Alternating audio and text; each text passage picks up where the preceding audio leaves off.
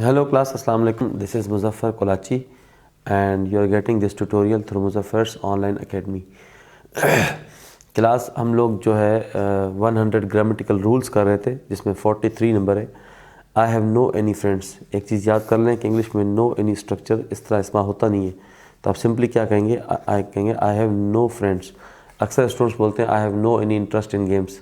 No any इकट्ठे इस्तेमाल करते हैं which is inappropriate and incorrect. ठीक है, तो आप सिंपली बोलेंगे आई हैव नो फ्रेंड्स। इस तरह का स्ट्रक्चर आ जाए तो आप उसको गलत कंसीडर कर सकते हैं। Both man have not come negative जुमला है, तो आप क्या कहेंगे, नाइदर मैन हैज़ कम। दोनों नहीं है तो वहाँ पे आप नाइदर लगा देंगे। बोथ ही पॉजिटिव में यूज़ होता है और नाइदर नेगेटिव जुमला है ना, तो आप नाइदर मैन हैज़ कम, तो ये जुमला यहाँ पे अप्रोप्रिएट है। अगर सेंटेंस में इस तरह का जुमला आ जाता है तो आपको उसको इस तरह से करना है, he is becoming strong day by day. ये डे बाय डे जो स्ट्रक्चर है ना, इस तरह जहाँ पे भी जुमला आ जाए और आप देख रहे हैं बिकमिंग भी आ रहा है, ये दिन ब दिन ऐसा हो रहा है, तो स्ट्रॉन्ग नहीं आएगा। फिर आप करेंगे stronger, he is becoming stronger day by day. इस तरह और जुमले, he is becoming faster day by day, he is becoming like hotter day by day.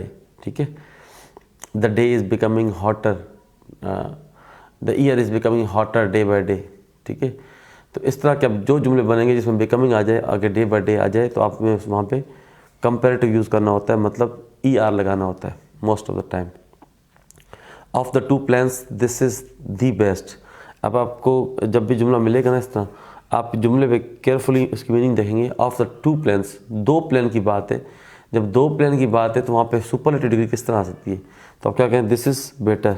ठीक है, क्योंकि ये आपको पता होना चाहिए, दो को कंपेयर कर रहे हैं तो आप वहाँ पे कंपेरेटिव डिग्री लगाएंगे। अगर बता रहे हैं कि ये एक चीज़ जो सबसे बेहतर है, तो वहाँ पे आप बेस्ट लगाते हैं। ठीक है, तो क्या आ जाएगा, of the two plans this is better. We should love the God. आपको पता होना चाहिए गॉड के साथ द लगता ही नहीं है। डाइटी के जो वर्ड, डाइटी मीन्स खुदा से रिलेटेड जो भी वर्ड होते हैं ना, उसमें द नहीं लगता। तो ये पॉइंट है, ये सिंपल पॉइंट है, ये आप इसको ज़रा याद कर लें। None of the boys had learn their lesson. None of the boys, किसी ने भी, मतलब it is referring to everybody. तो यहाँ पे देयर नहीं आएगा, यहाँ पे क्या आ जाएगा, हिज आ जाएगा। None of the boys had learn his lesson. The horse is laming. ये लेमिंग वर्ड तो होता ही नहीं है। वर्ड असल जो वर्ड होता है वो होता है लिम्पिंग। क्या वर्ड होता है, लिम्पिंग। तो यहाँ पे आप ये बोल सकते हैं the horse is lame. Lame means माजूर, सिंधी में बोलते हैं मंडो। ठीक है, द हॉर्स इज़ लेम। ठीक है, तो लेम होगा, यहाँ बोल द हॉर्स इज़ लिम्पिंग, ये भी ठीक है। ये लेमिंग वर्ड होता नहीं है, लेम वर्ड होता है। लेम मीन्स माजूर। The gold is yellow. अब इस तरह का जुमला आ जाएगा तो आपको पता होना चाहिए इसमें क्या ढूंढना है। कोई ना कोई रूल पूछा होगा ना, रूल क्या है, गोल्ड क्या है, गोल्ड सब्सटेंस है ना। एक तो सब्सटेंस के साथ, सब्सटेंस और एब्स्ट्रैक्ट नाउन, इनके साथ क्या ऐसा होता है, इनके साथ आर्टिकल यूज़ ही नहीं होता, कोई भी नहीं। No article is used. No sooner I had spoken than he left. पहली बात तो आपको ये रूल याद करना पड़ेगा कि नो सूनर के साथ जो है वो क्या लगता है, देन लगता है, THAN वाला। ठीक है, नो सूनर के साथ देन लगता है। दूसरी बात, नो सूनर के फ़ौरन बाद जो हेड आता है, अब क्या हो जाएगा, no sooner had I spoken, no sooner had I spoken than THAN he left. ये इस तरह होगा। ये बात आप समझ लें कि नो सूनर के साथ देन लगता है। कुछ बातें जो जिनकी आपको बिल्कुल एज इट इज़ रटा लगाना चाहिए, क्योंकि वो चेंज नहीं होती, वो चीज़ें सेम रहती हैं। मिसाल के तौर पर जैसे ये आल्दो है ना, आल्दो, ये आल्दो के साथ ये इस्तेमाल होता है, ये आपको रटा लगा लें। मिसाल तो हम बोलते हैं Aldous he is talented yet he is stupid. ठीक है, तो आल्दो इस्तेमाल हुआ, उसके बाद येट इस्तेमाल हुआ। ये रूल है, एक ये याद कर लें। इसी तरह मैंने आपको एक रूल पहले बताया था कि हार्डली या स्केर्सली, ये हार्डली और स्केर्सली एक ही बात है। इसके साथ क्या आता है, व्हेन। ये भी रूल है, ये आपको याद होना चाहिए। अच्छा, सो है, सो के साथ क्या आता है, सो के साथ एज आता है, ये भी रूल है, ठीक है। इसके अलावा आपका जो मैंने थोड़ी देर पहले नो सूनर पढ़ाया, नो सूनर के साथ क्या आता है, देन आता है, ये भी एक रूल है, ये भी आप याद कर लें। जैसे ऊपर आपने पढ़ा कि सो के साथ एज आता है, इस तरह एज के साथ एज भी आता है।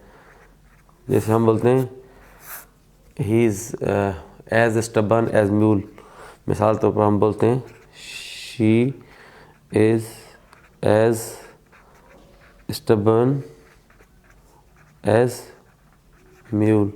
शी काट देते हैं, औरत की इज्जत होती है इसलिए हम अपना नाम डाल देते हैं, he is as stubborn as mule. ये इतना ज़िद्दी है जितना खच्चर। स्टबर्न ज़िद्दी को बोलते हैं ना, ठीक है, ज़िद्दी को बोलते हैं, और म्यूल बोलते हैं खच्चर को, ठीक है। इसको हम इंग्लिश में बोलते हैं सिमली। ये भी क्वेश्चन कभी कभी आ जाता है। सिमली का मतलब क्या होता है, when you compare two things by using word like, or, as.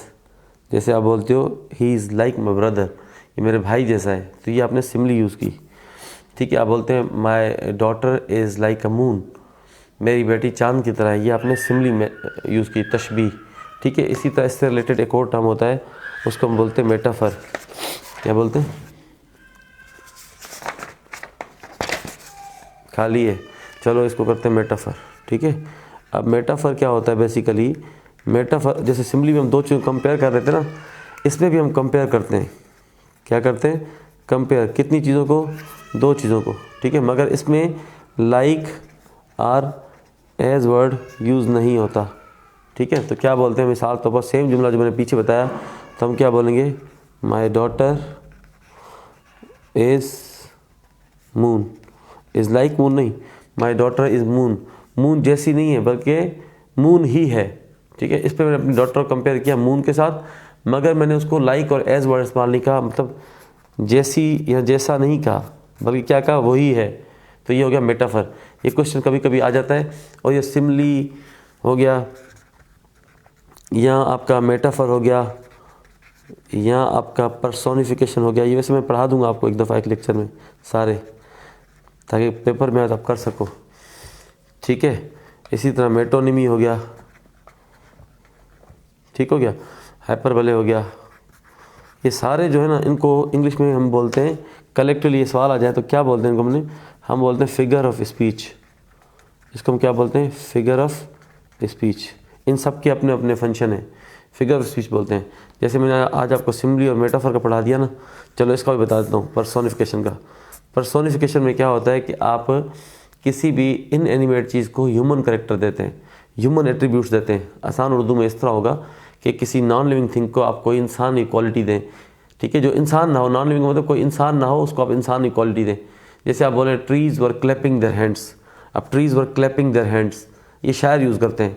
अब ट्रीज़ को क्लैप हैंड, तालियां बजाते हैं ट्रीज़, नहीं ना, मगर शायर जो है वो अपनी फैंटेसी वर्ल्ड में गुम होके इस तरह की चीज़ें यूज़ करता है। Trees when I was crossing the road, trees were clapping their hands, जो पेड़ थे वो तालियां बजा रहे थे। अब इसने यहाँ पे क्या यूज़ किया, इसने पर्सोनिफिकेशन यूज़ किया, मतलब पेड़ को इसने ह्यूमन क्वालिटी दे दी। तालियां बजाना ह्यूमन क्वालिटी है ना, वो इसने पेड़ को दे दी, तो इसको हम बोलते हैं पर्सोनिफिकेशन, ठीक है। See you in the next lecture.